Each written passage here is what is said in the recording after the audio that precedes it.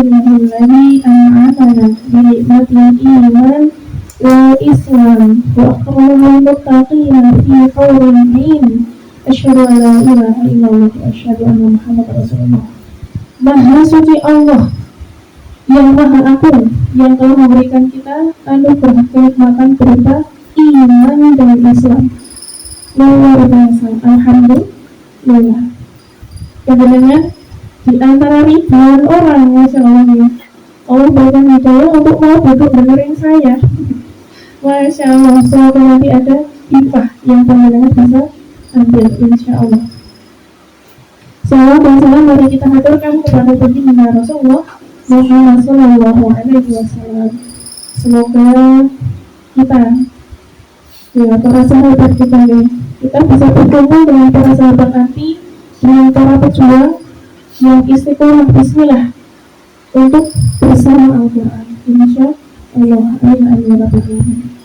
Ya Allah, ibu-ibu semua, kita mulakan dulu pertemuan kita hari ini dengan basmalah. Bismillahirrahmanirrahim. Semoga Allah berkahi pertemuan kita hari ini, insya Allah. Nah, saya ingin menyampaikan ibu-ibu semua. Besok panjenengan perlu bawa catatan khusus nih, supaya nanti untuk materi yang kita pelajari. Tarbiyah Islamiyah. Tarbiyah Islamiyah itu apa? Coba Bu, ada yang tahu belum? Pendidikan Islam, betul. Terus apa lagi Bu?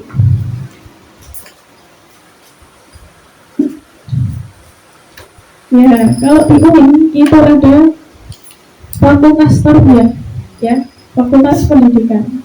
Nah, kita, masya Allah, kita mengikuti siapa? Rasulullah SAW.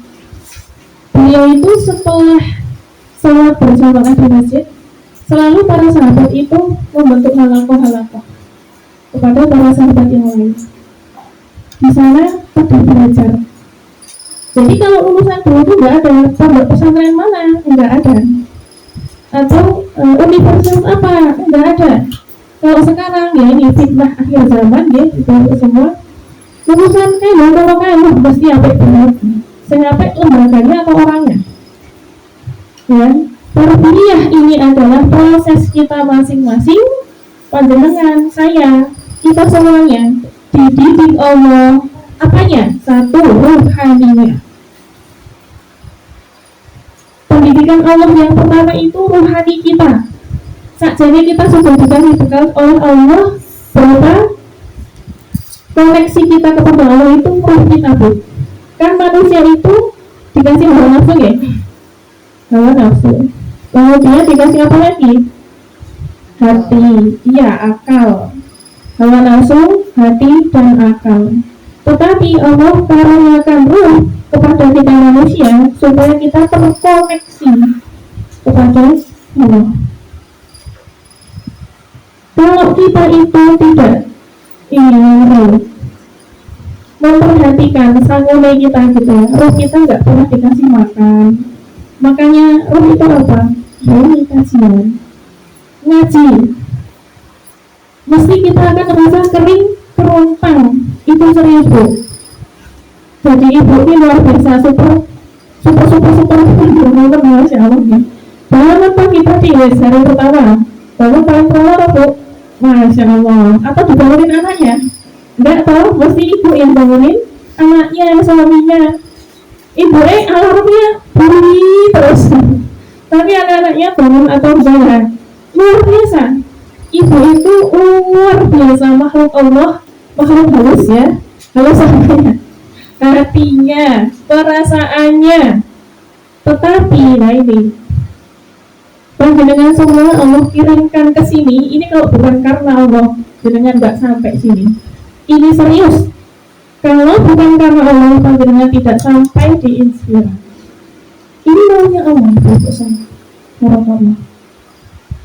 Allah ingin memberikan penyegaran. Sehari-hari panjenengan sudah beraktivitas luar biasa gitu ya, antar jemput, yang bekerja juga bekerja, berumah tangga luar biasa, sibuknya nggak ada habisnya. Tapi Bu, roh kita perlu diisi Bu, supaya anak-anak kita, keluarga kita kondisinya baik. Kenapa? Karena al-ummu madrasatil ula. Ibu itu adalah madrasah pertama bagi anak ini. Coba dong, kita masih punya anak bayi. Anak bayi itu kalau anaknya rewel, ibunya ikut tantrum apa ngeneng-ngeneng ibu? Hanya tak Bu, dijawab Bu. Nah, orang tuanya, ibunya diam dulu kan? Gimana caranya tenang dulu, betul? Nah, maka insya Allah anak kita juga ikut anteng. Hanya anak rewel malah, nah kita malah nggak jadi anteng, lalu nanti anaknya nangis terus sama Bu. Kita apa dengan kita semua ini para ibu-ibu, kalau kita tidak menenangkan diri kita dengan memberi makan roh yang bergizi, vitaminnya, gizinya itu mengaji, maka kita tuh nggak jadi tenang, nggak jadi sakinah Bu. Dan keluarga kita juga nanti ikut mengumpulkan ya. Nah maka panjenengan semua ibu-ibu bismillah, ayo kita mentarbiyah diri. Tarbiyah itu apa dong? Tarbiyah adalah proses mendidik rohani kita, mendidik jiwa kita, mendidik akal kita, dan tentu saja hawa nafsu kita. Hawa nafsu kita kalau nggak dididik ini liar Bu, sakar-sakar pencuri. Nah ini bulan pendidikan Allah, ini bulan Ramadan, Masya Allah. Ini bulan tarbiyahnya Allah, tarbiyatul Quran, Masya Allah. Nah, saya ingin menyampaikan kenapa kok kita itu penting mentarbiyah diri. Nah, ini disebutkan ada dua tujuan tarbiyah. Di masing-masing tujuan nanti ada keterangannya. Tujuan pertama, kenapa kita harus bertarbiyah adalah agar kita memahami dengan menyeluruh, syamil mutakamil terhadap Islam. Ini penting. Agar kita memahami dengan menyeluruh, syamil mutakamil terhadap Islam. Apa Bu? Kalau kita itu nggak tahu obatnya apa Bu? Obatnya ya belajar, mencari tahu, mengilmui supaya tahu. Sama tentang agama kita, yang jauh para mu'alaf itu, beliau itu sangat luar biasa semangatnya untuk mengenal Islam, belajar Islam dibandingkan yang sudah terlahir menjadi Muslim. Ini kenyataan. Nah, maka bismillah kita menyadarkan diri kita. Tujuan pertama kita kenapa bertarbiyah diri kita adalah agar kita memahami Islam secara syamil mutakamil, menyeluruh, tidak sepotong-sepotong. Kayak lu nek ngono kae kami iki jebole bukan jarene Bu. Yo ngapunten. Ayo kita sama-sama mengilmui. Siap ya Bu? Bismillah.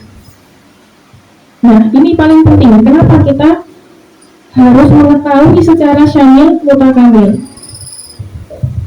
Kenapa? Karena pemahaman yang benar, nah ini, pemahaman yang benar dan menyeluruh ini sangat diperlukan sebagai fondasi atau dasar seseorang berpikir. Pemahaman yang benar dan menyeluruh ini sangat diperlukan sebagai fondasi atau dasar pemikiran seseorang. Nah, coba Bu, kita nggak tahu nih yang tahu anak bayi aja dulu. Anak bayi itu kan penasarannya tinggal-tinggal ya Bu. Nah, ketika main di luar, dia nggak tahu itu yang namanya ulet bulu. Kan menarik tuh bentuknya, unik gitu ya. Terus ada bulu-bulunya. Dia penasaran, langsung ditengok, kira-kira apa itu jadi Bu? Gatal kan? Itu karena tidak ada ilmu. Anak itu pemikirannya itu belum paham, kemudian melakukan sesuatu amalannya juga dia tidak paham sakarnya dewe. Tapi setelah itu dia merasakan ketidakenaan gitu ya, yaitu gatelan karena tadi mangan ulet bulu. Sama loh kita ini, kalau kita ya beramal ibadah gitu. Kalau tidak didasari ilmu, kita itu beramalnya serampangan. Kita beramalnya itu ya seakan-akan. Nah, maka pemahaman yang benar, kemudian menyeluruh ini sangat penting untuk kita pemahaman gitu ya. Dipahami menjadi dasar pikiran, kemudian untuk menjadi sebuah amal. Nah, tidak saja dalam hal ibadah, tetapi juga dalam hal akidah. Dalam hal akidah. Di antara hal-hal yang harus dipahami. Nah, ini sekarang kita masuk ke poin-poin kenapa. Apa saja yang harus kita pahami? Ada 1, 2, 3, 4, 5, 6, 7, 8, 9, 10, 11 Bu. Kita bahas pelan-pelan satu-satu. Yang pertama, kita harus memahami Islam sebagai agama yang syamil, sempurna, meliputi segala sisi kehidupan. Kita akan belajar itu. Dimulai dari mana? Nanti kita akan memahami syahadat kita Bu. Kita itu sehari semalam gitu ya, minimal lah. Ini kalau Ramadan tambah banyak ini kita bersyahadat. Minimal dalam sholat kita, gitu. Apakah kita sudah memaknai syahadat yang sudah kita ikrarkan? Nah itu loh. Maka akidah itu nanti di poin yang luar biasa yang harus kita pahami. Jadi Islam sebagai agama yang syamil, sempurna, meliputi segala sisi kehidupan. Kenapa kok syahadat harus kita maknai? Karena Bu, dengan pas menikah, dengan itu yang mengikrarkan akadnya atau yang seperti apa Bu? Yang diam aja ya kita ya? Atau kita yang mengucapkan janji? Yang diam aja toh? Nah, yang bilang saya terima itu kan suami ya? Nah, syahadat itu Bu, Masya Allah, adalah ikrar kita kepada Allah,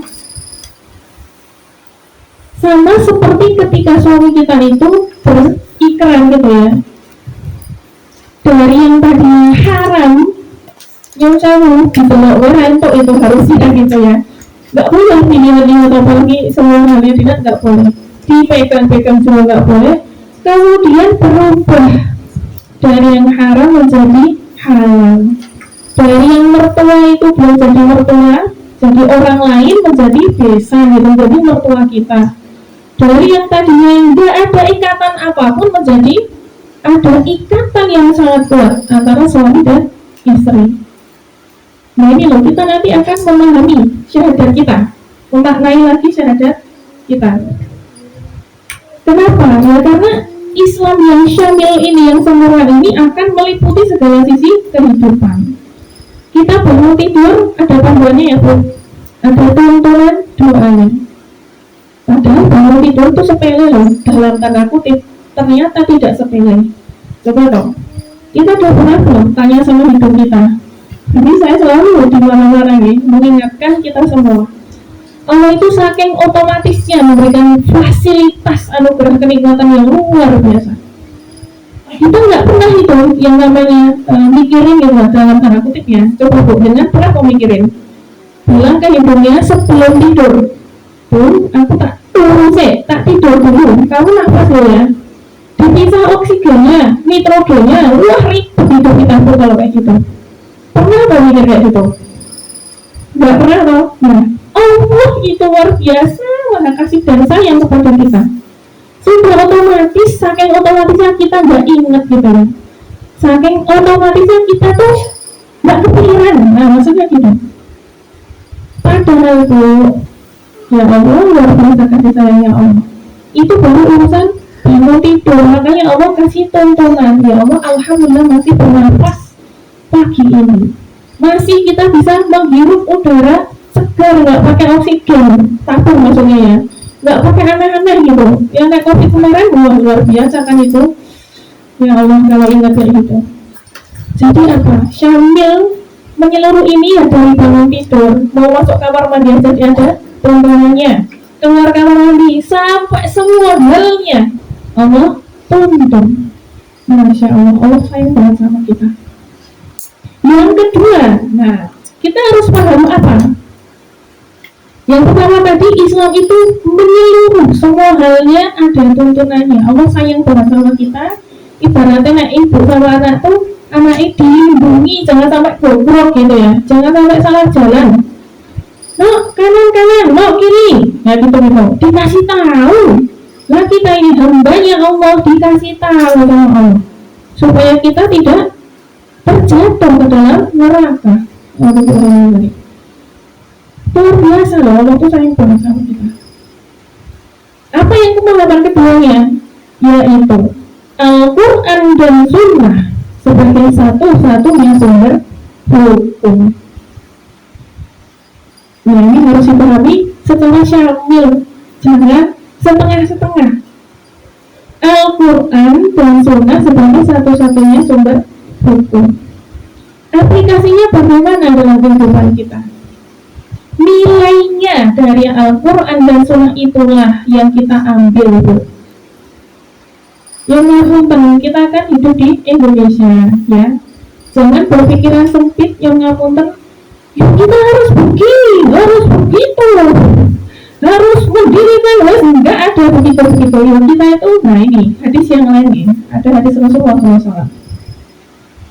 Allah itu mencintai hambanya yang bersama masyarakatnya, yang ala kulli hal, yang macam-macam sifatnya, bentuknya, karakternya, daripada dia itu menyendiri, soleh sendiri.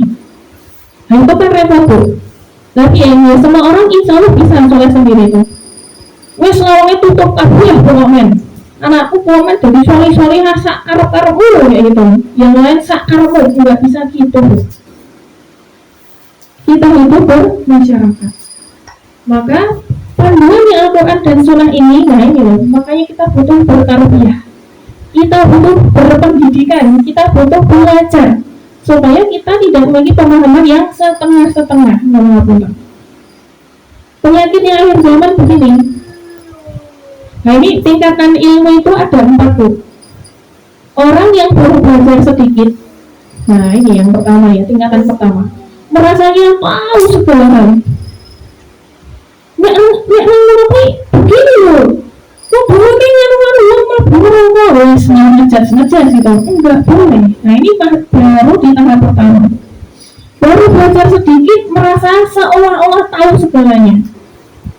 Yang tidak sabar untuk melanjutkan tahapan kedua, nah mesti di tahap pertama ini pembelajar ini adalah yang tidak suka kedamaian, tidak rahmatan lil alamin, tapi kain rokok dirimu surga ya Allah gitu. Nah, ini tahapan pertama.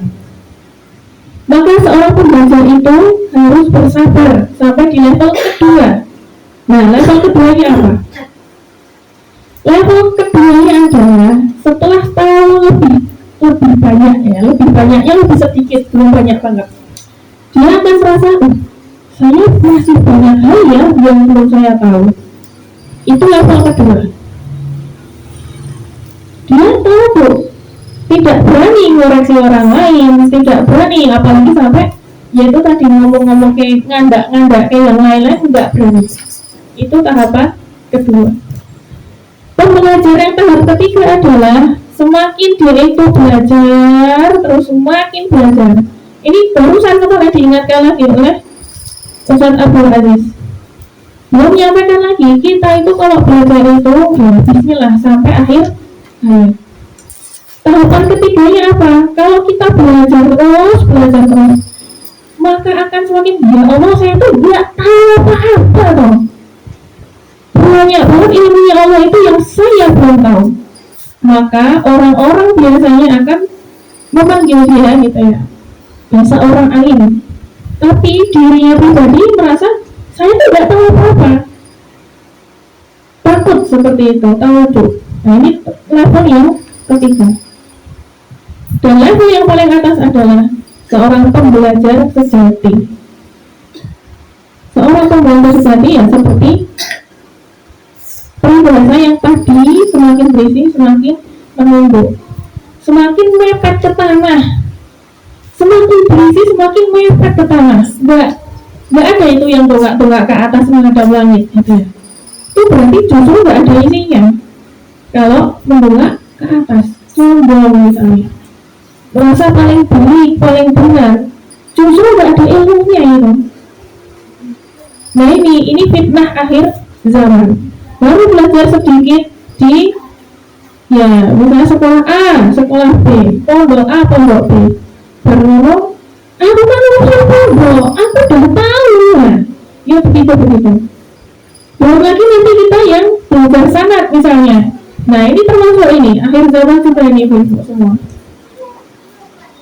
Apanya? Fitnah akhir zaman. Fitnah itu adalah segala hal yang membuat kita itu dengan ujian, diuji oleh Allah.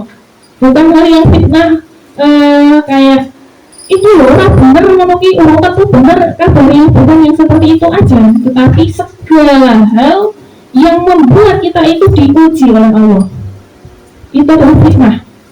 Nah fitnah akhir zaman itu tentang sanad begini Bu. Ini Ustaz Ali juga menyampaikan sanad itu satu adalah haknya guru.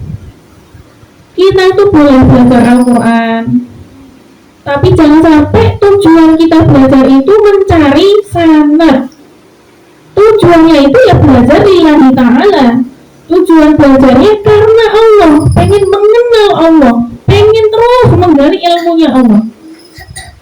Tapi kalau kita itu belajar mencari sanad, Ustaz Aziz sudah bilang gini, antum gak usah belajar sama saya.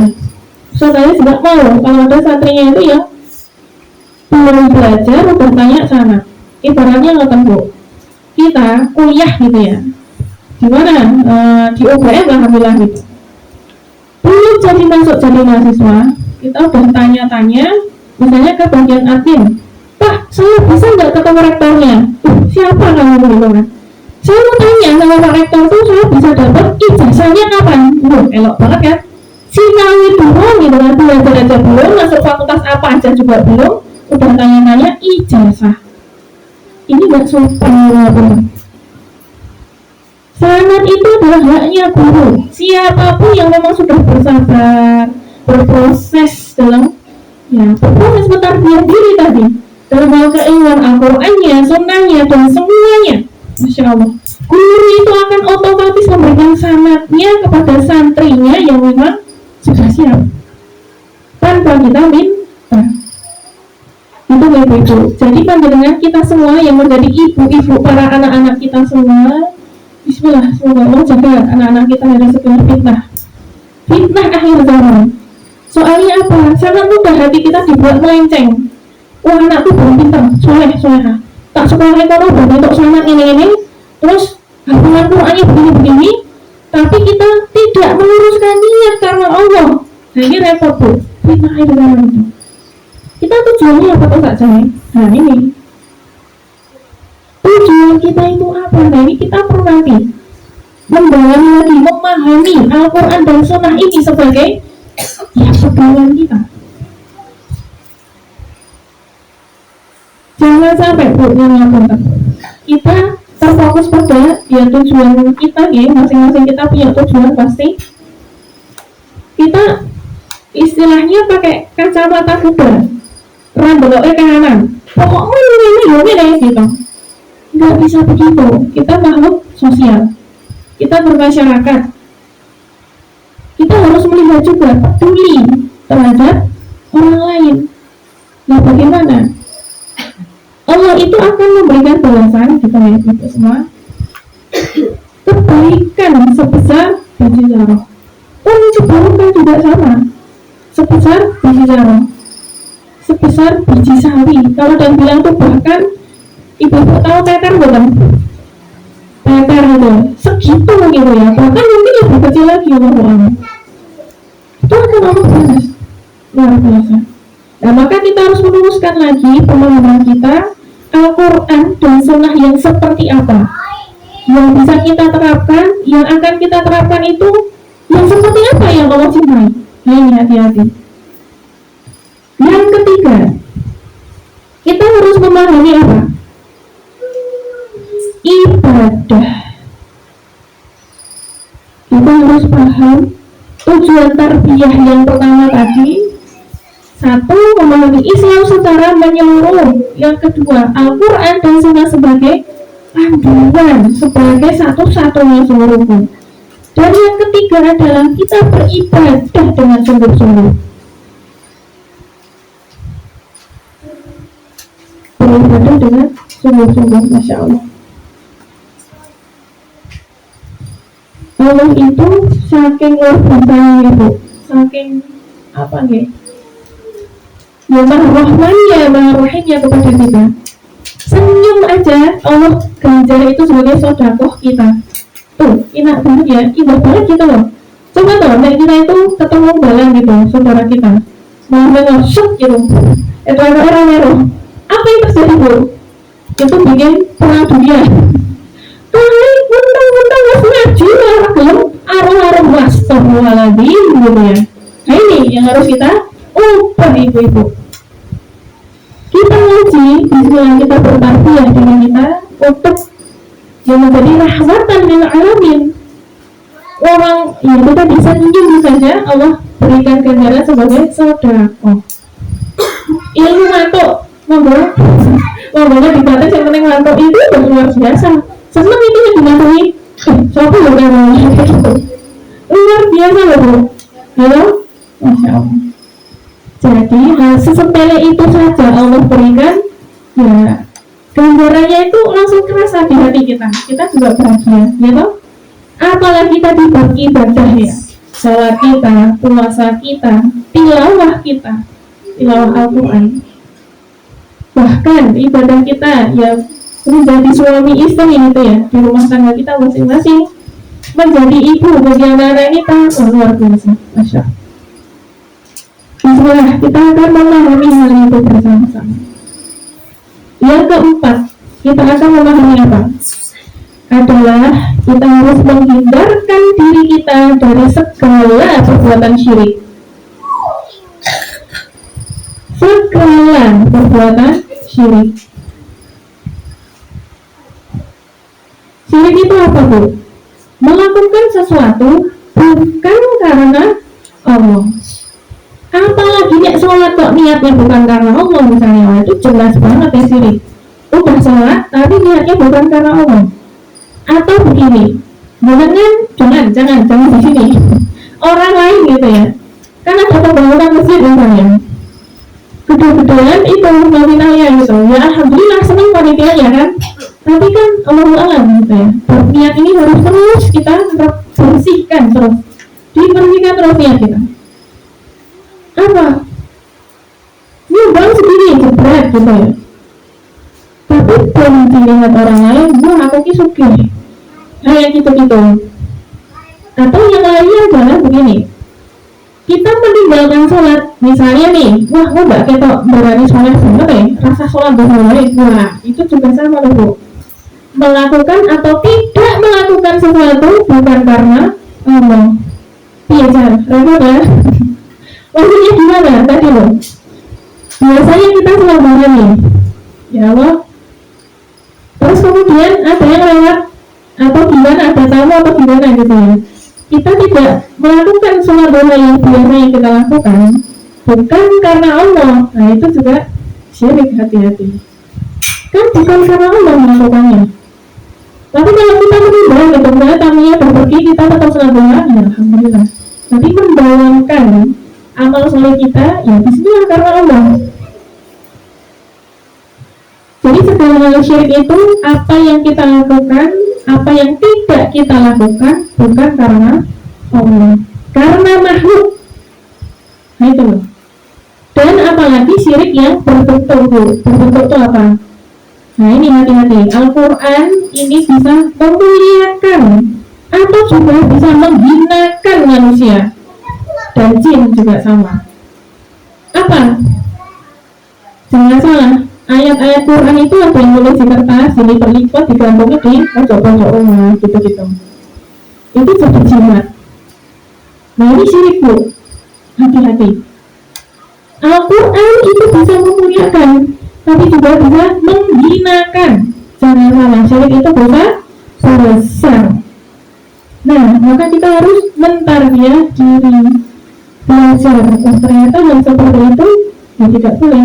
Kita itu minta perlindungannya langsung kepada Allah, bukan nulisin ayat ini tempelin di tombol tembok itu, bukan. Minta langsung kepada Allah. Nah, yang kelima, apa yang harus kita pahami? Yang kelima adalah kita harus bisa menerima pesan-pesan Rasulullah SAW. Menerima pesan-pesan Rasulullah SAW. Para sahabat, tabi'in dan para ulama, dan tidak mencaci maki mereka.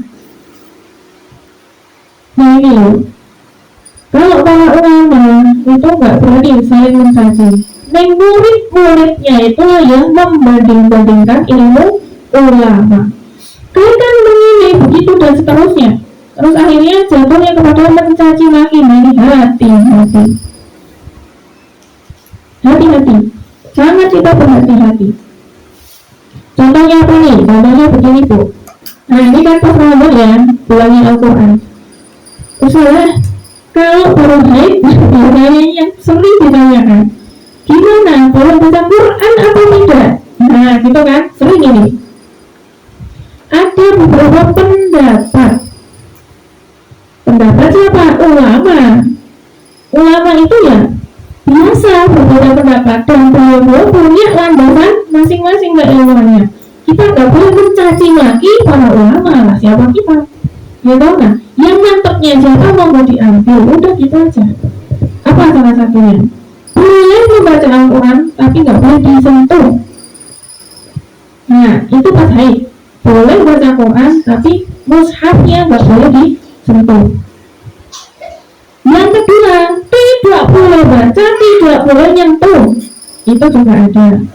Yang ketiga, boleh baca, boleh nyentuh, tapi bukan mushaf Al-Quran, tetapi kitab terjemah. Nah ini contohnya yang saya bawa ini. Jadi di dalam ini nih, nah apalagi ada terjemahan perkataannya. Jadi dihukumi sebagai kitab terjemah, bukan mushaf. Kalau mushaf itu yang semuanya full Al-Quran. Kenapa? Karena dasarnya itu yang tidak membolehkan gitu. Bahkan Al-Quran itu harus suci. Sucinya yo berwudu, terus benar-benar mensucikan kayak gitu. Tapi kalau yang membolehkan muslim itu yang sudah suci, yang kotor itu yang mereka yang belum muslim. Suci apanya? Akidahnya. Nah kayak gitu. Jadi memang bahkan yang saya mau dulu itu Al-Quran kan belum ada di pikiran, di hafalan gitu ya, di hati. Itu yang dibaca lah, gimana mau dipegang, mau belum ada Al-Qurannya. Nah jadi memang nggak monggo diambil pendapat yang penggelingan itu mantap gitu ya Bu. Nah jadi apalagi sekarang ada HP, nah itu kan HP yang ada aplikasi Al-Qurannya. Jadi nggak ada alasan untuk kita tidak dekat dengan Al-Quran rasanya, ya toh? Masya Allah.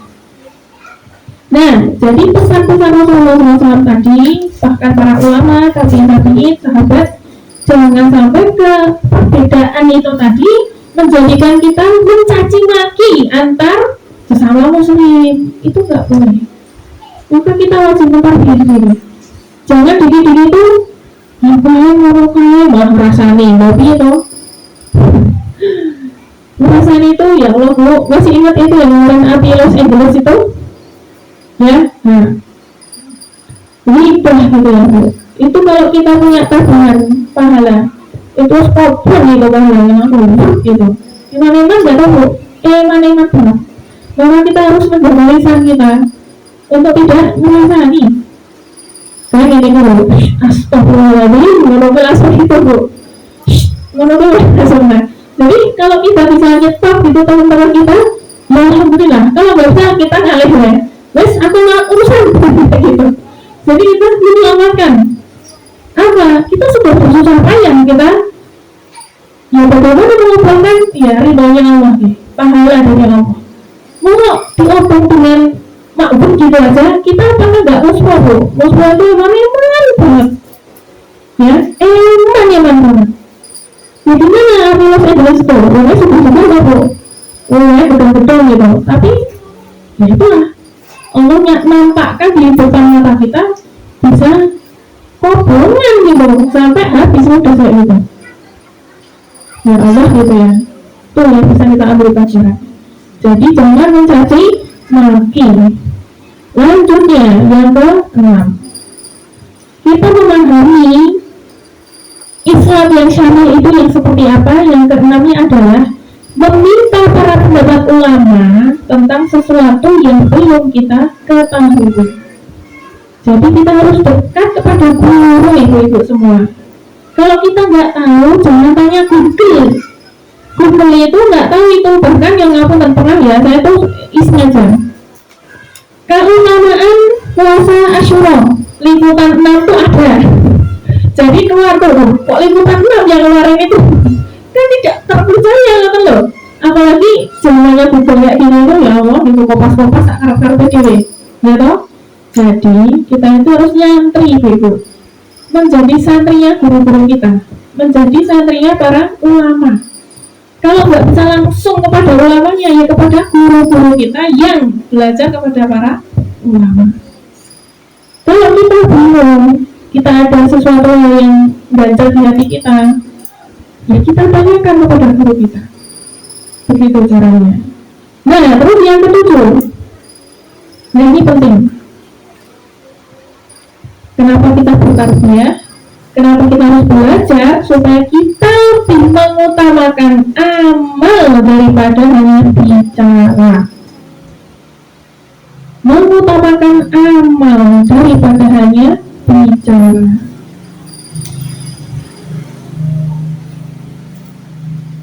Kenapa? Ya amal itu sesuatu tindakan. Sesuatu tindakan itu ya jelas lebih mulia dibandingkan kita hanya konsep ngandani ya teman. Kalau memiliki tapi kita nggak mencontohkan. Nah itu. Jadi kita mempelajari Islam ini, Bismillah, supaya kita bisa mencontohkan untuk anak-anak kita.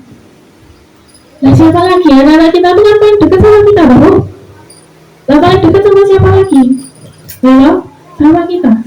Maka ya Bismillah, kita harus mengutamakan amal kita untuk bisa dicontoh oleh anak-anak kita. Maka bukan wajib sih, tapi utama gitu ya, sangat keutamaan untuk kita belajar menarbiyah diri. Selanjutnya yang ke-8, setelah kita mempelajari ya Islam ini secara syamil mutakamil, maka kita akan berproses mensucikan dan mentauhidkan Allah dengan benar. Nah ini, jadi meluruskan tauhid, mensucikan asma Allah. Masya Allah, ini perlu belajar mensucikan dan mentauhidkan Allah.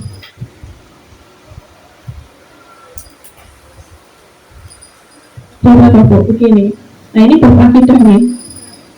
Allah itu kan nggak pernah tidur, gitu.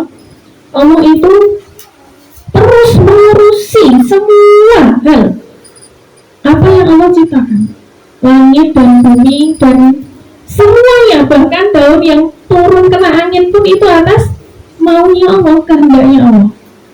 Itu hal yang sangat sepele gitu nih. Terus coba hal yang sangat besar apa salah satunya? Tiang fungsinya dalam rumah ini apa bu? Menjaga atap tetap di atas ya? Tidak mepet sama lantai gitu kan? Langit bu, ya Allah. Langit itu ada tiangnya enggak tuh? Enggak ada ya? Masya Allah. Kita pernah gak gitu ya? Mesti ya ini tadabbur itu penting banget bu. Tadabbur itu penting sekali. Langit yang luasnya ya Allah gitu ya. Kita mungkin kalau dengan mata kita nggak bisa kita melihat semuanya. Allah itu mengatur itu. Nggak bolong gitu ya. Nek bolong mungkin akan kesedot ke rasa gitu ya. Masya Allah. Pokoknya ada ilmunya itu semua. Allah mengatur sedetail itu, sedemikian rupa, sesempurna-sempurnaan ciptaan Allah. Jadi mentauhidkan Allahnya itu dalam rangka apa? Nah, dalam rangka kita betul-betul mengimani Allah sebagai Rabb kita, sebagai Tuhan kita yang maha mengatur urusan kita. Coba dong, urusan kita itu apa yang paling berat tuh? Nah, masing-masing dijawab masing-masing ya, dalam hati masing-masing. Keberatan yang kita rasakan itu, permasalahan apapun, beratnya kayak apapun, sepahit apapun, segedar apapun itu, mudah bagi Allah tuh. Cuman kita tuh ini aja, nggak ikhlas kalau Allah tuh yang menyelesaikannya. Maksudnya dia ini gitu. Kan kita merasa sama Allah bisa itu menyelesaikan sendiri. Ayo jujur aja wes. Ya Allah, nah ini dijawab masing-masing aja. Ya Allah, aku banget, nah iya dirimu ya, diri kita gitu ya, itu merasa bisa menyelesaikan masalah itu. Salah bu, harusnya kita kembalikan kepada Allah. Ya Allah, tolong saya nggak kuat ya Allah. Nanti Allah yang tolong. Nah ini loh, ini mensucikan, mentauhidkan Allah. Masya Allah. Yang selanjutnya, kita harus memahami Islam yang syamil mutanabbih ini yang bagaimana, yaitu kita harus tahu apa itu bid'ah, sehingga kita menjauhi setiap perilaku bid'ah. Nah ini ada kajiannya tersendiri kami tentang bid'ah.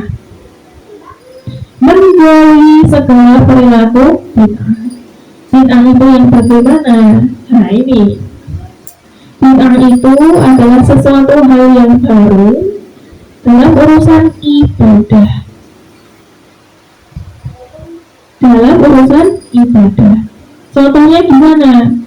Kan iman itu naik turun. Pas gak semangat sholat subuh jadi 4 rakaat. Nah itu jelas gak boleh.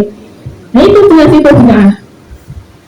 Pas agak males banget gitu, malah sholat sisa repot gitu ya. Pas baru bener-bener nggak kuat gitu sholat subuh dari 1 rakaat, nggak boleh, itu ya bid'ah itu yang begitu terus gitu. Nah ini saya tuh masih belum ketemu, saya nyari itu ya bu. Jadi Rasulullah SAW itu pernah menyampaikan secara teksnya, maksud saya tuh pernah dapat itu, tapi saya lupa secara bahasanya itu. Jadi Rasulullah SAW itu pernah menyampaikan, apabila ada seseorang yang melakukan, sebelumnya belum pernah ada yang melakukan hal itu, melakukan hal kebaikan, kemudian orang lain itu mengikuti kebaikan yang dilakukan, maka dia akan memperoleh pahala tanpa mengurangi pahala orang yang melakukan. Ini Rasulullah SAW yang menyampaikan, itu bukan bid'ah. Rasulullah bahkan menyampaikan sendiri. Nah ini saya lupa teksnya, nanti tak cari insya Allah. Sama juga ketika ada seseorang yang sebelumnya belum ada yang pernah melakukan kemaksiatan itu, maksiat baru gitu ya, kemudian orang-orang mengikuti kemaksiatan itu, maka dia akan terkena dosanya orang-orang yang mengikuti kemaksiatan itu tanpa mengurangi maksiatnya. Ya Allah mengerikan. Nah, jadi tentang bid'ah ini sebetulnya tidak cukup. Maksudnya apa? Tidak sependek yang kita pahami, luas ilmunya, Masya Allah. Jadi kalau orang-orang yang baru viral gitu ya, duduk bid'ah gitu, saya tahu sabar dulu, bid'ah itu yang seperti apa gitu. Rasulullah SAW itu pernah menyampaikan, boleh kita itu melakukan hal baru kebaikan, diikuti orang lain, terus kita dapat pahala. Contohnya apa? Kalau di zamannya ini nih, Khalifah Utsman, makanya ada Quran Utsmani. Al-Quran itu belum pernah dituliskan dulu, ya, itu kan kebaikan menjadi mushaf Al-Quran. Apakah dosa itu bid'ah? Ayo beda. Nah itu loh. Jadi kita memahami bid'ah itu hati-hati. Bid'ah ini yang harus kita jauhi ini yang seperti apa? Yaitu dalam perkara ibadah. Gitu ibu-ibu. Jadi dipahami secara syamil, menyeluruh. Nah, selanjutnya yang keberapa nih Bang? Selanjutnya 10 ya. Kita memahami Islam yang syamil ini, nah termasuknya dalam hal berziarah dengan cara yang disyariatkan oleh Rasulullah SAW. Nah, ziarah ini dilakukan tidak hanya kepada kerabat yang sudah meninggal, kepada ulama, kepada siapa yang sudah meninggal, tidak hanya kepada yang sudah meninggal, tetapi yang masih hidup juga. Ada tuntunannya. Tuntunannya, coba kalau kita itu berziarah kepada orang yang sudah meninggal, itu kan kitanya mendoakan, kita mengirimi doa, kemudian hasanah kebaikan dari bacaan Al-Quran kita itu sampai Bu. Yang nggak sampai gimana, ya nggak boleh. Kita pusat-pusat kuburan minta barokahnya mbahnya atau siapapun itu di bawah yang sudah meninggal itu, mbah pupuku aja ujian ditolake piye. Beliau sudah meninggal, sibuk dengan urusan beliau, kok jaluk ditolake, itu nggak tepat. Nah ini yang terus perlu kita luruskan. Kitanya yang menghadiahi pahala kebaikan atas amal soleh yang kita lakukan yang betul, itu yang sudah meninggal. Bahkan wakaf ini berlipat dipakai untuk ngaji Quran, Masya Allah. Setiap pahala satu hurufnya itu yang ngalir, Masya Allah. Nek dia kan wakafnya tadi untuk almarhumah ngalir terus, Masya Allah. Itu nyampe Bu, Masya Allah. Terus kalau kita berdoa itu kan ada wal muslimin wal muslimat, artinya kita sedekah itu tadi ngirimi hasanah kebaikan kepada orang-orang sudah yang meninggal, bahkan yang masih hidup juga. Kita tuh bisa saling menghadiahi, Masya Allah nih. Jadi hadiah itu tidak harus berupa materi, doa, kebaikan, hasanah, pahala itu bisa kita kirimkan. Terus kalau takziah kepada orang yang masih hidup gimana? Ya contohnya ketika kita bertamu, kan ada nih pernah panjenengan mendengar datang itu ya kayak orang buta gitu ya, keluar dari rumah itu kayak orang tuli, kayak orang bisu gitu. Maksudnya gimana? Datang itu ya mengakukan apa yang dilihat di rumah itu, ya sudah dipek dewek, jangan diceritakan kemana-mana gitu. Kan kita nggak pernah tahu kondisi siapa yang orangnya yang kita mertamoni gitu ya. Mertamoni itu kita bertamu, jadi adabnya bertamu itu ada, dikasih tontonan, Masya Allah. Terus nanti pas keluar sudah bertamu gitu, sudah pulang, kita seperti orang yang bisu tadi, jangan ngasih tahu ke orang-orang tentang aib orang yang tuan rumah. Misalnya kalau kamu kamar mandinya guys ngomong kayak itu ibu udah ketemu gitu ya. Nah ini mulai hari ini apalagi di Ramadan ibu-ibu mana lo mau pulang langsung itu ya Allah gitu. Berarti itu pertanyaan emang jadi itu tadi ada takziah kepada orang sudah meninggal, ada tuntunannya. Udah orang yang masih hidup ada tuntunannya, Masya Allah. Jadi memahami Islam syamil lima kali. Yang terakhir di poin yang pertama, tujuan tarbiyah pertama adalah tidak boleh mengkafirkan seorang muslim yang telah bersyahadat. Nah ini hati-hati, tidak boleh mengkafirkan seorang muslim yang telah bersyahadat dan telah menunaikan kewajibannya. Jangan enteng watar ngomong yang ngapunten.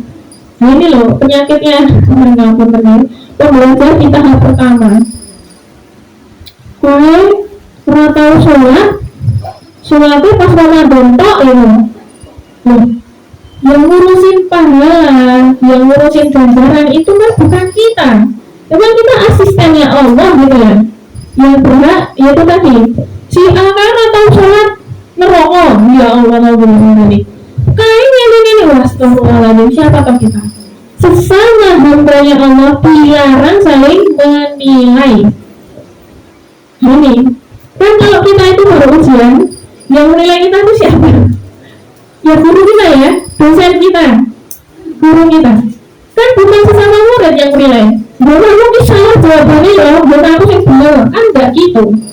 Malah contek-contekan tuh, gitu. Itu loh ibu semua. Jadi apa? Dalam hal ini tadi kok sampai mengkafirkan muslim, hal ini dah melanggar batas. Maka memahami Al-Quran, Sunnah, Islam yang syamil mutakamil ini sangat penting kita pahami dengan benar. Inilah tujuan tarbiyah yang pertama. Tujuannya banyak-banyak Bu.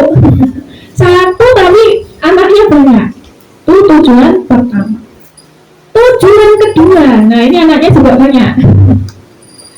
Tujuan tarbiyah yang kedua adalah kita diharapkan dapat memiliki kedisiplinan yang sempurna. Masya Allah. Seorang muslim itu aslinya sangat disiplin. Kenapa? Yang menjadi hansipnya itu adalah keimanannya. Peserta tarbiyah diharapkan dapat memiliki kedisiplinan yang sempurna. Masya Allah, disiplin yang sempurna itu yang gimana? Kedisiplinan yang sempurna itu atau al-iltizamu al-kamil memiliki ciri-ciri sebagai berikut. Nah, ciri-cirinya juga ada banyak. Yang pertama, paham. Al-fahmu, paham. Meyakini, nah ini paham itu yang bagaimana? Yaitu meyakini dan memahami Islam sebagai fitrah yang bersih. Pahami itu adalah meyakini dan memahami Islam sebagai fitrah yang bersih. Bersih. Segala yang bersih itu enggak mau kena yang kotor. Nek kotor sebenarnya enggak bersih. Masya Allah. Nah, ini loh, kita harus memahami ini. Paham. Coba tahu. Kita itu kalau tidak paham terhadap sesuatu, contohnya begini, kita baru berpikir akan melakukan apa gitu terhadap peristiwa yang ada di depan kita, yang kita hadapi. Kalau kita nggak paham masalahnya, nah, maka kita akan berpikir itu ya tidak sesuai dengan apa yang sebenarnya sedang terjadi. Akibatnya apa? Kita bisa mengambil keputusan salah, ya nggak Bu? Jadi kepahaman terhadap inti masalah itu penting. Sama ketika kita ingin mendisiplinkan diri kita berislam yang syamil mutakamil tadi itu, kita harus paham. Untuk ibu-ibu, bismillah. Paham ini ciri-ciri kedisiplinan yang sempurna.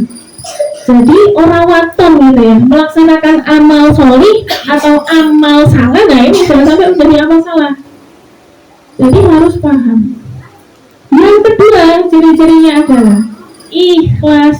Nah ini harus kita ikhtiarkan. Ikhlas itu yang bagaimana? Ikhlas itu adalah tercermin dari ucapan dan perbuatan yang semata-mata mencari ridhonya Allah. Ikhlas tercermin dari ucapan dan perbuatan yang semata-mata mencari ridho Allah. Nah ini ibu-ibu itu udah pintar, Masya Allah. Basirohnya gitu. Basiroh itu kekuatan batin. Mau kira ikhlas sih, ini udah tahu ya ibu-ibu dengan Masya Allah. Tapi ya dengan orang ikhlas sebenarnya juga udah tahu. Wah Masya Allah, orang itu gitu-gitu ya. Itu loh, itu adalah basiroh. Basiroh itu apa ya, karena panjenengan itu Masya Allah, ini loh, ibu itu kenapa kok lebih dimuliakan gitu ya, karena ketajaman hatinya itu lebih tajam daripada bapak. Kenapa? Nah ini kita ini para muslimah ya, panjenengan ummahat, Masya Allah, ibu-ibu semua, Allah lebihkan dalam diri kita ada satu asmanya Allah berbentuk itu ya, diwujudkan dalam diri kita. Apa Bu? Rahim. Yang punya siapa? Ya panjenengan, kita.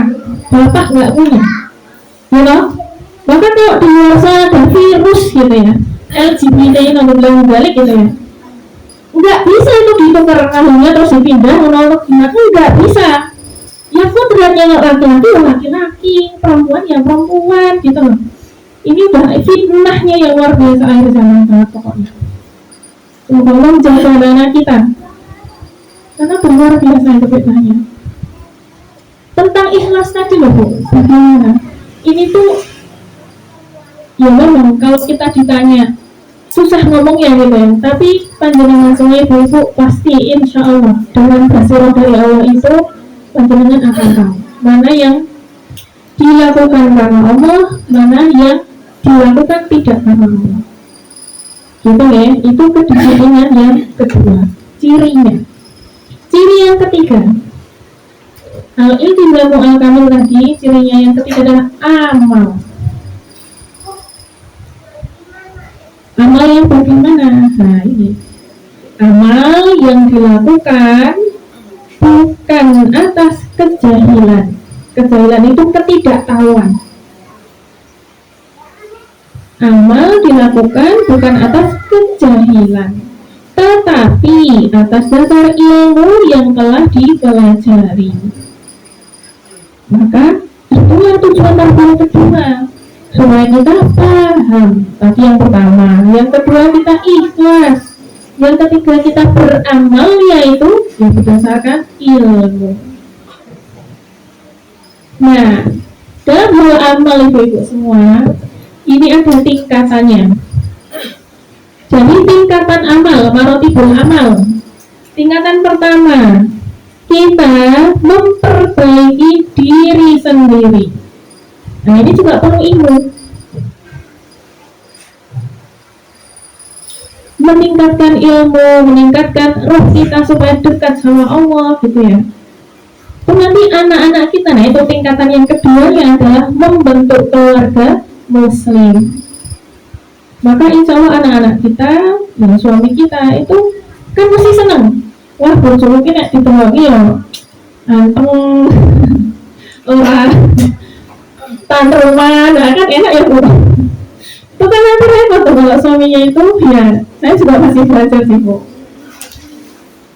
Anaknya tantrum, boleh kalau tantrum nggak repot itu gitu kan. Jadi memang tarbiyah gitu, mentarbiyah diri. Yang pertama tadi ya diri sendiri itu sangat perlu, sangat penting. Untuk apa? Bisa membina keluarga muslim. Nah, tingkatan yang ketiga adalah apa? Tingkatan awal ketiga, membimbing masyarakat. Jadi kalau masyarakat butuh apa ya istilahnya bingung, nah, tanyanya tuh ke jenengan. Kenapa? Karena jenengan dipandang sudah tahu. Kalau ada kebingungan menjadi rujukan, wah masya Allah. Kenapa? Karena kita membina diri kita, membina keluarga kita. Maka masyarakat itu otomatis akan bertanya kalau mereka tidak tahu kepada jenengan. Itu tingkatan awal ketiga. Tingkatan amal keempat apa? Yaitu membebaskan tanah air dari penjajahan. Nah ini nyambung dengan Palestina ini Bu. Membebaskan tanah air dari penjajahan. Bu, seorang muslim itu tidak terbatas oleh ruang dan waktu. Tempat pun tidak membatasi seorang muslim. Dimanapun di sana ada seorang muslim yang menyembah Allah, yang beriman kepada Allah, itulah saudara setanah air. Iman itu tidak dibatasi ruang dan waktu, apalagi tempat. Nah ini loh. Jadi nek ketok muslim dimanapun berada, harus ngendi wae gitu ya. Di Indonesia, di luar negeri, di Palestina sana, itu adalah saudara kita setanah air. Muslim, sama-sama beriman kepada Allah. Maka penjajahan ini tadi harusnya kita punya ghirah, punya semangat, punya iman yang sama untuk membersihkan segala bentuk penjajahan. Nah ini, dan penjajahan yang paling penting harus kita berantas apa? Pikiran kita yang mengkotak-kotakkan. Maksudnya gimana? Kata di urusanku, nah itu loh. Itu bukan urusan saya. Itu yang harus kita bersihkan penjajahan itu. Kita ini muslim dimanapun, kita adalah saudara seiman. Mbahnya kita sama, Nabi Adam alaihissalam. Gitu ya. Jadi kita harus peduli. Nah, tingkatan yang atas siapa? Yaitu memperbaiki kondisi pemerintah. Nah ini, memperbaiki kondisi pemerintah. Seorang muslim yang mentarbiyah diri itu tidak akan memisah-misahkan urusan itu tidak dipisah, Bu. Karena apa? Islam tadi syamil bukan hamil. Kita ini ada di mana ya? Di Indonesia. Kita diperintah oleh pemerintah presiden gitu ya. Terus bagaimana? Nah ini hanya orang-orang yang sudah siap untuk berdakwah di sana. Nanti kita pada waktunya insya Allah akan sedikit lebih tahu gitu ya tentang bagaimana tingkatan amal yang sampai memperbaiki pemerintah. Sabar, nanti ada tingkatannya. Dan tingkatan yang paling atasnya lagi apa? Yang paling atas adalah kita mempersiapkan segala aset untuk kemaslahatan umat. Nah ini, segala aset itu apa? Segala aset, segala apa yang kita punya untuk kemaslahatan umat, untuk kebaikan, rahmatan lil alamin. Nah ini loh. Dan menegakkan kepemimpinan di dunia dengan menyebarkan dakwah. Jadi Islam ini sudah menjadi nafas dalam kehidupan kita. Nilai-nilainya, jangan salah. Yang ditakutkan orang-orang yang mempelajari Islam belum sempurna, belum syamil apa? Mungkin pemerintahnya, dipimpinnya kayak gitu. Seorang muslim kayak gitu. Mungkin negara jadi begini gitu. Itulah karena belum mengetahui bagaimana Islam yang syamil mutakamil, yang rahmatan lil alamin. Contohnya begini, Bu. Ketika dulu Rasulullah SAW menjadi khalifah gitu ya, menjadi pemimpin, apakah orang Yahudi, Nasrani, Hindu, Buddha dan lain-lain itu tidak ada di muka bumi? Ada nggak? Ada ya. Nah, jadi pikiran yang menakut-nakutkan itu adalah, itulah tujuan musuh Islam gitu ya, supaya Islam itu terpecah belah. Fokus aja, ngaji ngurusi ibadah, rasa ngurusi sekian-sekian. Maka apa? Urusan yang lain itu akan dikuasai yang lainnya. Nah ini loh, Bu. Maka pentingnya tarbiyah. Disiplin yang sempurna itu adalah amalan yang sempurna dari diri kita sampai nanti yang paling atas tadi. Bagaimana kita nafasnya dalam kehidupan kita ini adalah menyambut Imam Mahdi datang gitu kan. Masya Allah, bentar lagi ini. Nah kita bismillah menyiapkan diri kita, anak-anak kita dengan barisan Imam Mahdi. Jangan sampai kita terlena dengan gadget gitu kan. Itu kan melengahkan banget. Kita harus punya aturan dengan anak-anak kita. Boleh gadget tapi kayak gitu. Nah itu nanti aplikasinya. Tapi yang paling penting ibu-ibu panjenengan semua, Madrasatul Ula, dengan ini adalah sekolah pertama bagi anak kita. Maka kita harus menanamkan dalam diri kita, Islam ini adalah agama yang bersih, fikrah yang bersih. Maka segala hal yang ditakut-takutkan gitu ya tadi oleh siapapun itu, kita harus bersihkan. Islam itu bukan seperti itu. Islam itu rahmatan lil alamin. Itu ya Bu, Masya Allah. Bismillah. Nah tahapan, bukan tahapan, ciri-ciri al-iltizamu yang al-kamil tadi yang selanjutnya apa? Adalah jihad. Nah ini, kata-kata jihad ini juga sama, ini ditakutkan gitu ya. Jangan begitu Bu. Islam itu syamil mutakamil. Jihad yang seperti apa? Nah, jihad yang pertama dilakukan dengan hati. Jadi itu sabar dulu, belajar tuh tenang, pelan-pelan. jangan usah rusuh. Jihad itu adalah bagaimana kita mengubah sebuah kemaksiatan. Nah ini, jadi inti dari jihad itu apa? Mengubah kemaksiatan menjadi apa yang disukai oleh Allah. Itu jihad. Dan jihad yang pertama dilakukan dengan hati, ditengah. Kayak kita itu nggak punya, misalnya foto saya itu nggak punya apa-apa dan lain-lain, terus nggak kayak hukum itu hidayah ya Allah gitu. Itu jangan lenakan bahwa doa itu adalah senjata seorang muslim. Doa jangan diremehkan.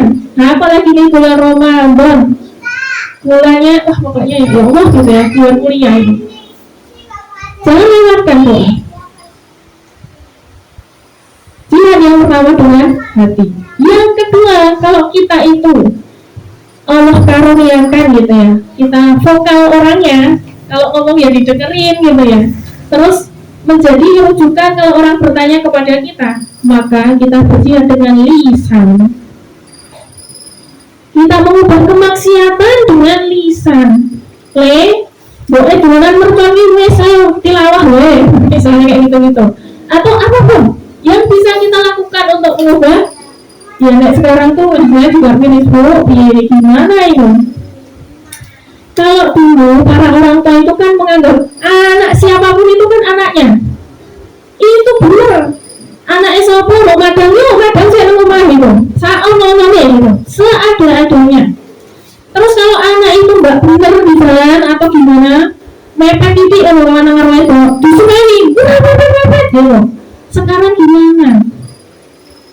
Sebagai orang tua sekarang mungkin ya anak-anak itu yang sudah bertua gitu ya. Terus gimana?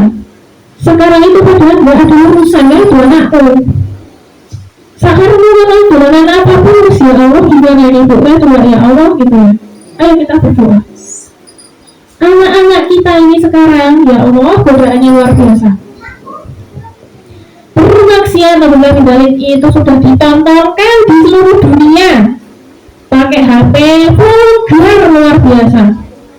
Di tempat umum ya gitu-gitu ya Allah piye gitu kan. Nah itu loh. Nek kita bisa berjihad dengan lisan kita. Ayo rapi ya, ayo geser-geser misalnya kayak gitu atau gimana? Ayo kita bismillah berjihad. Memang berat jihad itu, nggak gampang. Itu. Yang kedua tadi dengan lisan. Nah, yang selanjutnya apa? Jihad yang selanjutnya adalah dengan tulisan. Nek dengan itu nggak berani ngomong misalnya ya, tapi di medsos itu, nah sekarang kan dunianya medsos nih. Ya tapi sudah dengan yang baik-baik saja, Bu. Itu tulisan itu. Jangan lewatkan itu. Kalau kita terus kan kayak TV ya. TV itu kan kalau ada iklan kita boleh berpindah gitu. Nah sama status kita itu orang-orang yang melihat kita itu akan kita nih. Oh, nah statusnya si ini tuh dodolan. Statusnya ini tuh nasihat-nasihat. Statusnya ini udah di titik nih. Channelnya si TV ini status ini selalu jadi pada apa? Nah, sebaiknya diselip-selipkan gitu ya. Di status kita yang ya dodolan atau apapun itu ada dakwah kita mengajak kepada kebaikan. Bukan berarti ketika kita punya status senang gitu. Ya Allah kita berproses terus gitu. Kita tuh saling mengingatkan dalam hal kebenaran dan kesabaran. Wa tawassaw bil haq wa tawassaw bis sabr. Nah kita nggak pernah tahu kapan Allah itu manggil kita. Kita cuma bisa nyicil gitu ya. Ibaratnya kalau di rumah ya DP gitu, kemudian nyicil sewu. Masya Allah, bismillah kita nyicil supaya Allah ridho dengan kita. Nyicil amal kebaikan. Nah terus jihad yang selanjutnya yang paling tinggi ini Bu. Makanya kenapa seorang muslim itu harus menjadi pemimpin. Nah ini penting. Yang selanjutnya jihad yang paling atas itu bukan paling atas nanti yang paling atas nomor 2 teratas gitu ya adalah jihad dengan kekuasaan. Jihad dengan kekuasaan maka sangat valid. Kenapa tadi kita ya beramal itu ada di tingkat juga memperbaiki pemerintahan. Bu, jenengan sudah ngerasain ya, sama-sama kita ngerasain isu bensin macam-macam ini, sampai kemarin yang di medsos itu yang ini loh Bu, yang lihatnya juga ini semua bunyinya begini, kalian itu kalau dapat makan gratis di tangan sing tenan, saya ini sampai gitu ya di tulisannya medsosnya itu, kanca-kancaku dan saya ini sampai di PHK gara-gara program makan gratis. 18.000 orang, jangan disia-siakan. Saya miris juga ya Allah gitu. Itu loh Bu. Ya, jadi hal ini sungguh-sungguh terjadi. Bukan kita itu tidak bersyukur dengan apa yang terjadi, bukan. Ini maka jihad yang paling, bukan belum paling ya, nomor 2 teratas itu adalah jihad dengan kekuasaan. Maka seorang muslim itu bagaimana kita saling tolong menolong, bahu membahu. Kalau memang ada orang yang berkapasitas, punya kemampuan memimpin diri seorang muslim yang solid beriman kepada Allah, yang takut akan Rasulullah, takut akan Allah, mengikuti mengimani Rasul, maka kenapa nggak dipilih? Nah ini loh. Rentetannya sangatlah luas, sangat jauh. Belum lagi sekarang ini ya korupsi dan lain-lain, kayak gitu. Jadi tarbiyah ini sangat penting. Kenapa? Karena kita akan memahami Islam ini syamil mutakamil. Tidak mengkotak-kotakkan, itu kan bukan urusan saya. Bereso kita saling hidup itu ya sosial. Bahkan gitu ya, yang kita akan ditanya juga lah, dulu usiamu sekian itu dipakai dengan apa? Itu juga akan ditanya Bu. Maksud kita akan jawabnya toro madang ya gitu, ya Allah ini gitu loh. Kan enggak, insya Allah enggak, ya itu enggak makan tidur gitu. Ada hal yang kita perjuangkan insya Allah. Nah, tahapan tingkat ini ya, jihad yang paling atas jelas adalah di medan juang, berperang di jalan Allah. Jadi kalau dengerin kata jihad ini jangan takut dulu, dengan hati tapi nggak bisa gitu ya. Sampai memang yang paling tertinggi adalah jihadnya di medan perang. Kalau hari ini yang berjihad di medan Gaza itu siapa? Yang saudara-saudara kita di Palestina. Tapi itu Bu, saya itu sampai kalau lihat di medsos tuh ya Allah, kok isu tuh kayak gitu, itu harusnya tuh bukan yang ngomong hal itu gitu. Jelas sakit, di rumah sakit, gak ada fasilitas kesehatan, isek dibom gitu. Anak-anak juga yang jadi korban. Ini menungso tuh duduk gitu, yang melakukan kejahatan di luar batas itu. Ya Allah gitu, itu mengerikan. Ayo kita doakan, yang punya harta, ayo kita infakkan untuk mendukung jihadnya mereka yang ada di garis depan. Masya Allah, ini ujian juga buat kita, ujian keimanan. Kita mengimani gak mereka itu saudara kita? Ya Allah, bismillah gitu ya, insya Allah la haula wala quwwata illa billah. Nah, selanjutnya ciri-ciri kedisiplinan yang selanjutnya, disiplin yang ya ini ya, apa, al-iltizamu al-kamil adalah pengorbanan yang bagaimana? Pengorbanan untuk mencapai tujuan, untuk mengorbankan baik secara hartanya, jiwanya, waktunya, kehidupan dan segala hal yang dimiliki. Nah ini, kita itu tujuannya apa Bu?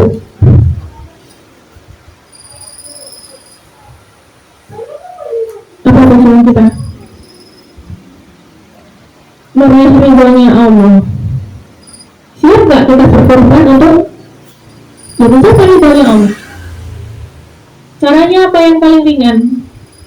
Berkorban segala yang kita miliki untuk mendidik anak kita. Itu butuh pengorbanan itu. Coba nek kita itu ngikuti hawa nafsu. Aku kesel, lah keselnya lahir batin, mental, spiritual kabeh kesel gitu. Wes sibuk mutung gitu ya. Nah itu wes repot itu kalau sampai ibu kok mutung. Maka jangan sampai mutung, ayo kita ngaji. Nah gimana kalau ibu kok sampai mutung itu berbahaya. Targetnya musuh-musuh Islam itu ibu adalah merusak para muslimah. lebih balik ya Allah gitu ya. Dia rusak generasi muslim. Padahal kalau generasi muslim tadi dididik, ditarbiyah dengan baik dan benar, memiliki yang tadi pemahaman Islam yang sempurna, memiliki kedisiplinan yang sempurna, itu ngeri banget, masya Allah. Ngerinya di mana? Karena akan ditakuti oleh musuh-musuh Islam. Maka kembali jaya lagi lah Islam itu. Itu yang ditakuti para musuh. Nah, siapa pendidik paling utama? Ya panjenengan semua ibu-ibu. Ibu-ibu pendidik utama bagi anak kita. Maka pengorbanan yang harus kita lakukan yang sekuat-kuatnya ini adalah pendidik anak-anak kita, membuat generasi robbani sebagaimana yang Allah inginkan. Ini yang paling penting. Nah, ciri-ciri selanjutnya, ciri-ciri kedisiplinan yang sempurna adalah taat. Setelah pengorbanan adalah ketaatan. Taat bagaimana? Taat melaksanakan perintah Allah dalam segala kondisi. Kalau sekarang kan masih ya kita berproses. Terus bismillah. Ya Allah, saya kan belum mampu. Nah, banyak keringanan. Nanti pada waktunya yaitu Imam Mahdi datang, itu taat tidak ada tapi. Masya Allah. Nah itu pasti yang mendidik orang-orang yang bisa taat tanpa tapi itu juga luar biasa. Ibu-ibu para ulama itu speknya, Masya Allah gitu. Ibu-ibu para ulama itu yang bagaimana? Wah itu luar biasa kalau kita belajar Bu. Saya terus belajar bismillah. Mari kita belajar bertarbiyah diri penting. Gitu. Lanjutnya, setelah taat apa? Ciri-ciri kedisiplinan yang sempurna adalah sabat. Sabat gitu ya, sabat pakai fas. Sabat itu bersungguh-sungguh pada jalan yang mengantarkan pada tujuan. Bersungguh-sungguh pada jalan yang mengantarkan pada tujuan. Yang namanya sungguh-sungguh itu tidak tergiur dengan iming-iming yang lain gitu. Karena tahu tujuan kita mau kemana. Nah ini kita nanti bismillah Bu, kita sambil meluruskan lagi tujuan hidup kita itu kemana, tujuan kita yang kita perjuangkan itu apa, terus kita bersungguh-sungguh atas apa tujuan itu gitu. Nah ini dengan sambil merenungkan, apalagi buat Ramadan ini pokoknya dimaksimalkan betul Bu. Dengan tujuannya apa? Keluarga panjenengan mau dibawa kemana? Dan lain-lain tujuan-tujuan yang bismillah kita ikhtiarkan masing-masing dan juga yang bersama-sama. Gitu ya Bu, bismillah. Jadi bersungguh-sungguh. Itu ciri-ciri kedisiplinan yang sempurna. Ciri-ciri selanjutnya, tinggal 3. Adalah tajarud. Apa tajarud? Yaitu membersihkan pola pikir. Membersihkan pola pikir dari berbagai prinsip dan pengaruh individu. Nah ini penting banget. Tajarud adalah membersihkan pola pikir dari berbagai prinsip dan pengaruh individu. Maksudnya gimana? Kita beramal melakukan sesuatu itu ini karena mengikuti seseorang itu nggak boleh. Kita sangat patuh terhadap seseorang. Pokoknya kayak kita sangat mengagung-agungkan seseorang ini, sangat mengutamakan sekali gitu ya dengan seseorang ini. Hati-hati. Tajarud ini harus membersihkan dari pola pikir seseorang. Kita tuh melakukan sesuatu hal ini karena Allah, bukan karena seseorang. Gitu loh Bu. Dakwah kita, bismillah, dakwah Quran, kebaikan yang kita lakukan ini tuh karena Allah. Guru-guru kita yang mendidik kita itu adalah yang mengantarkan kita. Nah ini loh, tajarub, ciri kedisiplinan yang sempurna. Contohnya begini nih, kalau tidak tajarub. Jadi kalau murid itu sudah kesengsem gitu dengan salah satu gurunya, maka dia akan fanatik dengan gurunya. Kalau tidak gurunya yang bilang nggak mau melakukan, nah itu yang harus dibersihkan. Itu ibu-ibu. Jadi Islam yang syamil mutakamil itu tidak bisa terkotak-kotak dengan personal, nggak bisa. Oke, bismillah. Jadi tajarub ini adalah ciri kedisiplinan yang sempurna. Melakukan amal karena Allah, belajar mentarbiyah diri karena Allah, bukan karena seseorang. Ciri kedisiplinan yang selanjutnya adalah ukhuwah. Nah, ini tak kalah penting. Ukhuwah ini apa? Ukhuwah itu adalah hati dan ruh kita, seorang pembelajar dengan pembelajar yang lain, itu saling terikat dengan akidah. Hati dan ruh yang terikat dengan akidah adalah wujud dari persaudaraan yang hakiki.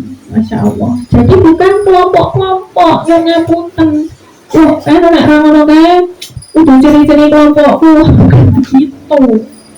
Islam yang syamil mutakamil, nah itu loh memang bismillah ya, ciri-cirinya itu sudah disampaikan. Ukhuwahnya itu ya hati dan ruh itu yang saling menyatu karena akidah kepada Allah. Dan yang terakhir adalah siqoh, pakai siqoh. Apa itu siqoh? Adalah kepercayaan yang memberikan rasa puas, rasa yang gimana ya, rasa yang ya harus percaya lah pokoknya gitu ya, percaya siqoh kepada siapa? Dari yang dipimpin terhadap yang memimpin. Jadi kalau kita itu ya beramal jama'i, kalau sebagai guru gitu ya, di tarbiyah, di forum tarbiyah, ya kita siqoh kepada guru yang mentarbiyah kita. Nah, gampangnya gitu lah. Nanti kalau pada tingkatan amal yang lebih tinggi gitu ya, sampai pada waktunya ada satu pemimpin muslim di muka bumi ini, ya itu kita harus siqoh pada waktunya. Allah berjanji sebelum kiamat itu Islam itu akan berjalan kembali. Nah, bagaimana kita menyiapkan diri kita yang bisa berdisiplin seperti itu tadi? Tidak ada cara lain adalah mentarbiyah diri. Itulah tujuan tarbiyah. Ya, semoga nanti bisa ini menjadi pandangan baru atau menjadi ilmu, wawasan. Jadi seorang muslim itu aslinya cirinya itu begini Bu, tidak sempit wawasannya. Kalau sempit wawasan itu mudah ngejudge orang lainnya. Itu muslim itu aslinya sangat luas wawasan. Kenapa? Ya kalau dikit-dikit gini nggak boleh, itu karena belum tahu aja sebetulnya, terbatas oleh ilmu yang belum diketahui. Nah maka ya bismillah, semoga hari ini apa yang kita pelajari tentang tujuan tarbiyah ini gitu ya, menjadi alasan kuat kenapa kita itu ya harus melalui gitu ya, mendidik diri kita, jiwa kita, ruh kita, nafsu kita. Kenapa nafsu kita tidak dididik, itu liar Bu, pengennya turun gitu kan, habis subuh gitu, apalagi kalau gak ada kegiatan gitu kan, aduh kenapa oleh masa itu jam 2 udah bangun misalnya. Ya Allah, pengennya itu kan habis ya itu habis subuh atau banget turun gitu kan. Ya memang sih ibadah gitu ya, dalam bulan Ramadan ini itu pun ibadah, tapi yang luar biasa ada hal yang lebih lagi gitu kan, kalau bisa tilawahan gitu. Jadi memang perlu kita mendidik nafsu kita supaya tidak liar. Gitu ibu-ibu semua. Benar nih, nggak ada yang didiskusikan? Tidak ada? Baik, benar tidak ada. Saya sampaikan kurikulumnya Bu, sekilas nih, sekilas.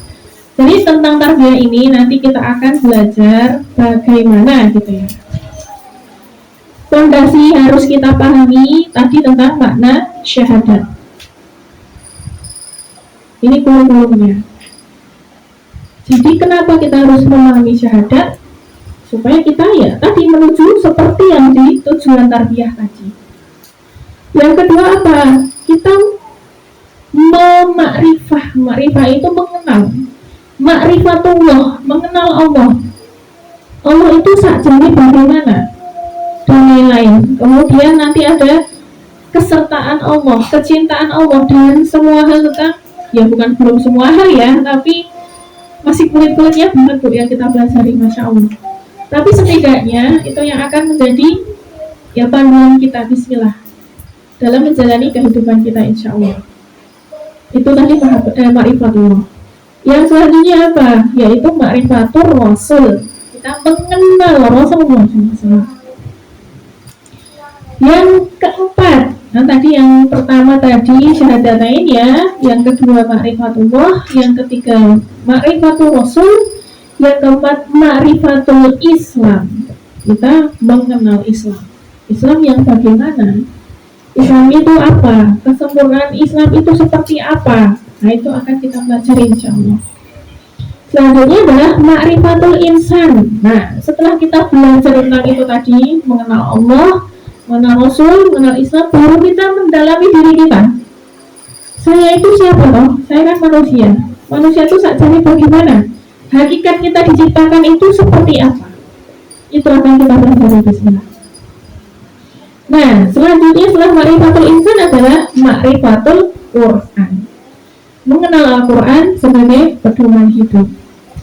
Nah, selanjutnya, nah itu nanti materi yang lain-lain banyak banget. Nanti bisa ya tentang akidah, fikih. Ya Allah bismillah ya, fikih. Fikih itu nanti tergantung kondisi. Seperti kemarin, mungkin kalau ada yang tidak hadir pas pertemuan wali santri kemarin di kecamatan, ada yang belum saya sampaikan sepertinya. Jadi kan kemarin ada ibu-ibu itu tanya tentang, kan baru menyusui gitu ya, baru menyusui terus pengen berquran gimana gitu. Kan kalau adabnya membaca Al-Quran ya kita bersuci gitu ya, dalam keadaan bersih, tertutup aurat gitu adabnya. Terus gimana Ustadz? Kemarin pertanyaan kepada Ustadz, kalau ya kan orang nyusuin itu ya ala kulihal kondisinya ya seperti itu gitu kan, kita sama-sama tahu nggak tertutup secara sempurna auratnya, kondisinya tiduran gitu-gitu. Saya ingin menyampaikan Bu, amal itu ada yang terbatas waktu, ada yang tidak terbatas waktu. Jadi amal itu kita sendiri yang masing-masing tahu. Karena tadi membahas fikih ya, sedikit bahas fikih. Fikih itu adalah ya peraturan yang kita tidak bisa dipatok. Itu untuk semua orang, itu tidak bisa, sesuai dengan kondisi. Tadi amal itu ada yang terbatas waktu, ada yang tidak terbatas waktu. Kalau yang namanya nyusui itu kan terbatas waktu toh Bu. Jadi ya pas nyusuin aja kayak begitu. Kalau kita ingin ngejar nih pahala Ramadan gitu ya, bismillah kita panen juga tilawah gitu, tapi kondisinya sering nyusui nih gitu, terus gimana gitu?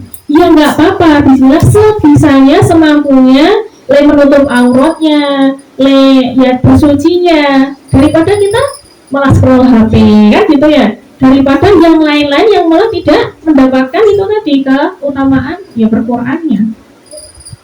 Jadi memang iya, kalau kita bisa mengutamakan, bisa duduk menghadap kiblat, bahwa kita itu yang benar-benar bisa ya berada terhadap Al-Quran, itu lebih utama. Tetapi untuk hal yang ibu menyusui tadi, daripada yang lain-lain gitu, nggak apa-apa. Itu darurat gitu ya, sesuai kondisi. Begitu ibu semua, kita cukupkan. Bila tidak ada pertanyaan, sabar ya? Ya alhamdulillah. Semoga Allah menolong kita melalui Ramadan ini gitu ya, dengan penuh makna gitu, dengan penuh ya perbaikan dari Ramadan sebelumnya. Amin. Amin. Kita cukupkan dengan istighfar. Astagfirullahaladzim. Kita sempurnakan dengan doa kafaratul majelis. Subhanallahumma wa bihamdika Asyhadu an la ilaha illa anta astaghfiruka wa atubu ilaik.